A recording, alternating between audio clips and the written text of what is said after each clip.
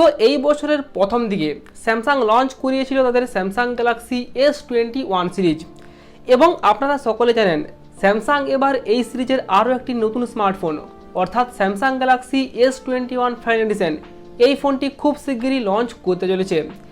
এবং এই ফোনটা কিন্তু স্যামসাং গ্যালাক্সি S21 এর একটি ডাউনগ্রেড ভার্সন হবে, এবং এর জন্য এই ফোনটির দামও কিন্তু বেশ অনেকটাই কম হবে। এই ফোনটা অলরেডি বেশ কিছু সার্টিফিকেশন সাইটে কিন্তু লিস্টেড হয়ে গেছে, এবং কিছুদিন আগে এই ফোনটি গুগল প্লে কনসোলেও কিন্তু লিস্টেড হয়ে গেছে। তো তার মানে খুব শিগগিরই এই ফোনটি লঞ্চ করতে চলেছে, এবং অলরেডি এই ফোনটার বেশ কিছু স্পেসিফিকেশন কিন্তু লিকও হয়ে গেছে।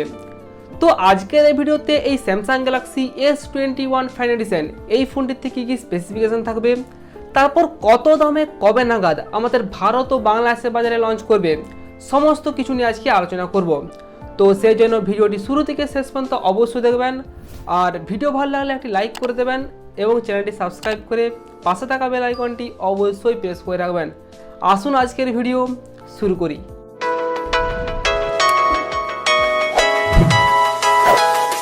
তো প্রথমে যদি আমরা এই ফোনটির ডিসপ্লে নিয়ে কথা বলি, তাহলে এখানে এই ফোনটিতে 6.4 ইঞ্চিসের একটি full HD+ super AMOLED display থাকবে, এবং এই ডিসপ্লেটা কিন্তু মিডিলে একটি সিঙ্গেল পাঞ্চের সাথে আসবে।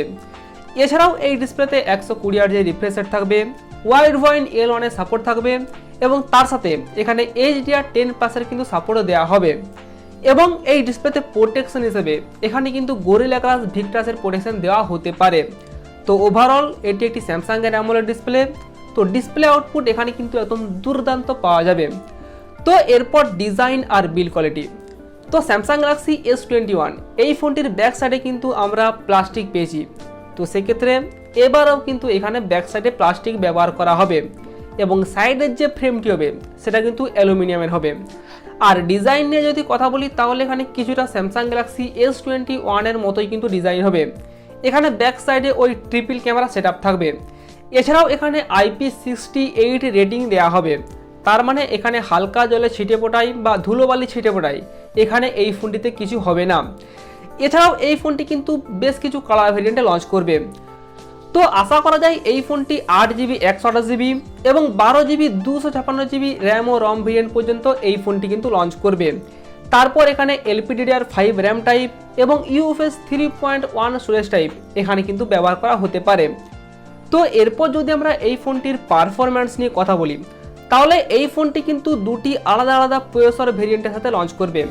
অর্থাৎ এখানে একটি ভেরিয়েন্ট স্ন্যাপড্রাগনের 888 সাথে লঞ্চ করবে, এবং অন্য একটি ভেরিয়েন্টে এখানে Exynos 2100 এই প্রসেসরটি ব্যবহার করা হবে। এবং আমাদের ভারত বাংলাদেশে এই ফোনটি Exynos 2100 এই প্রসেসরটি দিয়ে লঞ্চ করবে, এবং ইউরোপ, আমেরিকা এই সমস্ত দেশে এই ফোনটি স্ন্যাপড্রাগনের 888 এই প্রসেসরটি দিয়ে লঞ্চ করবে। তো সত্যি কথা বলতে স্যামসাং কিন্তু এই জায়গাটাই প্রতিবারেই সব থেকে খারাপ কাজ করে। এর আগের বারেও কিন্তু স্যামসাং ঠিক একই রকম কাজ করেছে, এবং এই স্ন্যাপড্রাগনের 888 প্রসেসর দিয়ে এই ফোনটি কিন্তু আগামী বছর স্যামসাং আবার লঞ্চ করবে। তো যাই হোক, Exynos 2100 এই প্রসেসরটি অবশ্যই একটি পাওয়ারফুল প্রসেসর এবং 5 ন্যানোমিটারের তৈরি একটি প্রসেসর। তো ওভারঅল পারফরম্যান্স এখানে অবশ্যই ভালো পাওয়া যাবে। তারপর এখানে ডে টু ডে লাইফে নর্মাল ইউসেজের ক্ষেত্রে এবং গেমিং, মাল্টিটাস্কিং এবং ভিডিও এডিটিং এই সমস্ত কাজ কিন্তু এখানে খুব ভালোভাবে করা যাবে। তো এরপর এই ফোনটির ক্যামেরা। তো এখানে এই ফোনটির ক্যামেরাকে নিয়ে কিন্তু বেশ কিছুটা কনফিউশন আছে। তো এখানে বেশ কিছুদিন আগে শোনা যাচ্ছিল এখানে এই ফোনটিতে স্যামসাং গ্যালাক্সি S21 এর মতোই ক্যামেরা থাকবে, অর্থাৎ এখানে 12 মেগাপিক্সেলের প্রাইমারি ক্যামেরা, 12 মেগাপিক্সেলের আলট্রা ওয়াইড অ্যাঙ্গেল লেন্স। কিন্তু এই মুহূর্তে শোনা যাচ্ছে এখানে এই ফোনটির ব্যাক সাইডে থাকবে 32 মেগাপিক্সেলের একটি প্রাইমারি ক্যামেরা, এবং এই প্রাইমারি ক্যামেরায় OIS এর সাপোর্ট দেওয়া হবে। তবে এখানে কি সেন্সর ব্যবহার করা হয়েছে সেটা কিন্তু এখনও পর্যন্ত কনফার্ম জানা যায়নি। তারপর এখানে 8 মেগাপিক্সেলের একটি টেলিফোটো লেন্স ব্যবহার করা হবে, এবং যার মাধ্যমে এখানে 3x পর্যন্ত অপটিক্যাল জুম করা যাবে, এবং এর সাথে সাথে এখানে 12 মেগাপিক্সেলের একটি আলট্রা ওয়াইড অ্যাঙ্গেল লেন্স ব্যবহার করা হবে, এবং এই ফোনটির ফ্রন্ট সাইডে থাকবে 12 মেগাপিক্সেলের একটি সেলফি ক্যামেরা। এখানে ব্যাক সাইড এবং ফ্রন্ট সাইড দুদিকেরই ক্যামেরা দিয়ে কিন্তু আপ টু 4K পর্যন্ত ভিডিও রেকর্ডিং করা যাবে। তো ওভারঅল ক্যামেরা আউটপুট এখানে কিন্তু একদম দুর্দান্ত পাওয়া যাবে। তো এরপর যদি আমরা এই ফোনটির ব্যাটারি সেগমেন্ট দেখি, তাহলে এখানে 4370 mAh একটি ব্যাটারি ব্যবহার করা হবে, এবং তার সাথে এই ফোনটি কিন্তু 25 ওয়াটের ফাস্ট চার্জিং সাপোর্ট করে। কিন্তু সবথেকে খারাপ ব্যাপার, এখানে এই ফোনটির বক্সের মধ্যে কোনো রকম চার্জার দেওয়া হবে না। এখানে শুধুমাত্র বক্সের মধ্যে একটি চার্জিং কেবল দিয়ে ছেড়ে দেওয়া হবে। তো এই জায়গাটায় কিন্তু স্যামসাং খুবই খারাপ কাজ করেছে। বক্সের মধ্যে একটা চার্জার তো অবশ্যই দেওয়া দরকার। তবে এই ফোনটি কিন্তু ওয়্যারলেস চার্জিং এবং রিভার্স ওয়্যারলেস চার্জিংয়েরও সাপোর্ট করে। এছাড়াও এখানে এই ফোনটির সফটওয়্যার হিসেবে থাকছে One UI 3.1 এর অপটিমাইজেশন এবং তার সাথে এই ফোনটি কিন্তু রান করবে অ্যান্ড্রয়েড 11 এর উপর।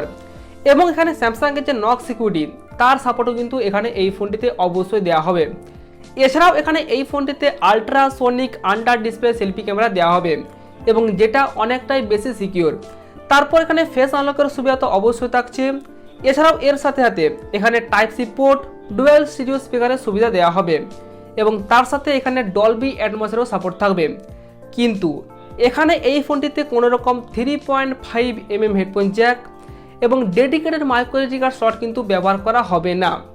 তো মোটামুটি এই সমস্ত স্পেসিফিকেশন দিয়ে Samsung Galaxy S21 FE addition এই ফোনটি কিন্তু লঞ্চ করবে। তো ওভারঅল যদি দেখা যায় তাহলে এখানে খুবই ভালো একটা স্পেসিফিকেশন দেওয়া হয়েছে। কিন্তু এখানে ছোট ছোট বেশ কিছু এমন জায়গা আছে যেখানে কিন্তু বেশ অনেকটা ডাউনগ্রেড করা হয়েছে। যেমন এখানে কোনো রকম 3.5 mm হেডফোন জ্যাক থাকছে না এবং সবথেকে বড় ব্যাপার, এখানে এই ফোনটির বক্সের মধ্যে কোনো রকম চার্জার দেওয়া হবে না। তো এরকম বেশ কিছু জায়গায় এখানে এই ফোনটিতে কিন্তু ডাউনগ্রেড করা হয়েছে। তো এরপর এই ফোনটি কবে নাগাদ লঞ্চ করতে পারে? তো কিছুদিন আগে শোনা ছিল এই ফোনটি নাকি আগামী 8ই সেপ্টেম্বর গ্লোবালি লঞ্চ করবে, কিন্তু এখন শোনা যাচ্ছে এই ফোনটি এই সেপ্টেম্বর মাসে লঞ্চই করবে না। এই ফোনটি আগামী অক্টোবর মাসের শেষের দিকে কিন্তু লঞ্চ করবে এবং আগামী 29শে অক্টোবর থেকে এই ফোনটির সেল স্টার্ট হবে। তো সেক্ষেত্রে এই ফোনটির লঞ্চ ডেট কিন্তু অনেকটাই পিছিয়ে গেছে।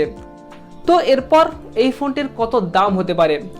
তো আশা করা হচ্ছে এই ফোনটি ভারতের বাজারে ওই 50 থেকে 55,000 রুপির প্রাইস পয়েন্টে লঞ্চ করবে এবং বাংলাদেশের বাজারে গেলে ওটি প্রায় 65,000 টাকার আশেপাশে কিন্তু অবশ্যই পাওয়া যাবে। তো এরপর দেখা যাক এই ফোনটি কত দামে আমাদের ভারত ও বাংলাদেশের বাজারে লঞ্চ করে। তো এই ফোনটি সম্পর্কে আপনাদের কি মতামত সেটি অবশ্যই কমেন্ট বক্সে জানিয়ে দেবেন। তো এই ছিল আজকের ভিডিও, আর ভিডিও ভালো লাগলে একটি লাইক করে দেবেন এবং চ্যানেলটি সাবস্ক্রাইব করে পাশে থাকা বেল আইকনটি অবশ্যই প্রেস করে রাখবেন। আসুন আজকের মতো এই পর্যন্তই, দেখা হচ্ছে পরের ভিডিওতে।